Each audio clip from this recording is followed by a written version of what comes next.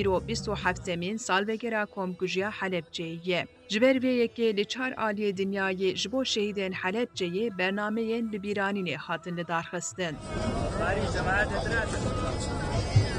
Yek ji van navnîşanên bibîranînê jî bêguman Helepçe bû. Bi sedan kes ji bo bîranîna şehîdên Helepçeyê li goristana şehîdan a Helepçeyê civiyan. Di meha tebaxa sala 2014 de li Helepçeyê gelek gorên komî hatibûn dîtin.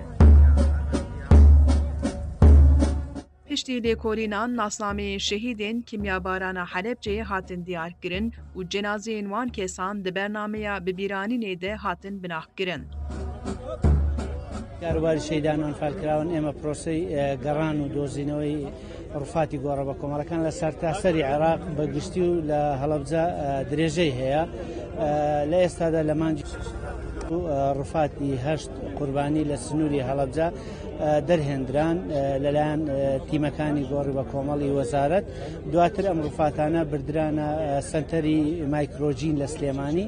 Wezîrê Karûbarên Şehîdan û Enfalkiriyan, nûnerên partiyên siyasî û gelek welatî beşdarî bernameyê bûn. لە ئێستادا ئەمڕۆ لە مەراسیمێکدا بە ئامادەبوونی وەزیری کاروباری شەیدان و ئەنفالکراوان و لێپرسراوانی حزبی حکومی لە سنوورەکە ئەم ڕفاتانە دەدرێتەوە خاوەنەکانیان و لە گۆڕێکی لە گۆڕستانی شەهیدان لە هەڵەبجە بە خاک دەستپێنن. Di bernameyê de zêmar û awazên li ser Helepçeyê hatin gotin.